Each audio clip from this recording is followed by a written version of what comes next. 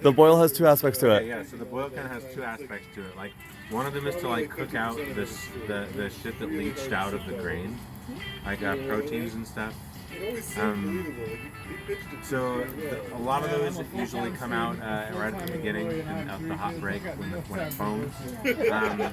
But the other, and then that's pretty much like I've known people like that who just like being it needs to boil for that purpose. Foam. But then the other aspect of the boil is for the hops, which is kind of departing from the grain and worrying then about like something completely different, which is hops, which I would say is a lot more akin to like making tea or coffee. And so in making tea or coffee, you have like you have a couple of like variables which you're controlling, which is like temperature and like the amount of time that it's exposed at that temperature. All right, you don't want to make coffee with boiling water in a French press, for example. And tea, you have to steep it like in like really fucking hot water for like some time before like the stuff develops, you know. So hops are the kind of the same way. So much like coffee that sat on a burner in like a restaurant for an hour, it has no aroma left and it almost doesn't taste like anything but just like this kind of gross slime that needs to be dumped and exchanged, you know?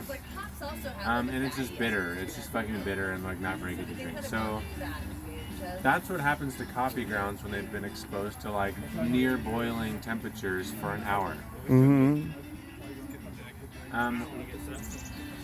Bitterness. You just get bitterness from that shit. Conversely, in a French press, when you just let it set for like 180 degrees or whatever for like 4 minutes, and you press it, you have like a lot of aroma. First off, like that's still there. The aroma hasn't been like boiled off or driven off or destroyed by heat or anything. So you're able to put in hops at different quantities. They'll call them like the bittering hops and the flavoring hops and the aroma hops, and they go in at different times because part of the boil is the structure of the timing. It has a start and an end, and then it's over. You use this So- one. Oh, you're doing the thing. Thank you. It's over because we use this copper coil right here to suddenly drop the temperature. Yeah. Which puts an end to your, which kind of puts an end to your timeline. So if you wanted your hops to only have 5 minutes of exposure, you can throw them in at like 3 minutes from flame out, and then by the time you get your temperature to start dropping really quickly with this, those hops will have been exposed to high temperatures for 5 minutes, and that will preserve and kind of and open up their aromatics and stuff. But it won't be for so long that it like drives them off completely, and then that stuff will be in your beer.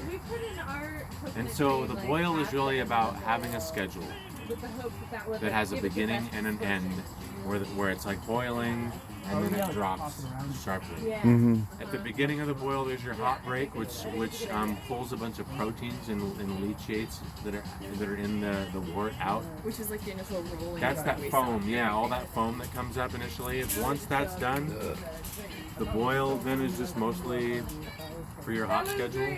Yeah. And your herbs and whatever else you're putting in it. Okay, as And then not a professional party thrower. and then at the I end, throw a lot of parties. there's actually another protein break. There's one last protein break, which is when you suddenly chill. The sudden drop in temperature triggers the cold break. I've never been. And we'll see the cold break when we get this into Carboys. And there's going to be these chunks floating around in the Carboys. Chunks. Those chunks were made up of stuff that was dissolved in the liquid, but because of the sudden temperature drop, they like fell out of, they like tangled up and fell out of solution. And so that because of that, and like that's also like made possible by the Irish moth or the whirlflock. And so because of that, because later on in the fermentation we're gonna let all those chunks settle out. We're gonna siphon off just the clean liquid. The liquid is left even cleaner without that stuff that those chunks are made up of. Yeah. So Boiling in a nutshell. Yeah. The boiler roll. Mm-hmm.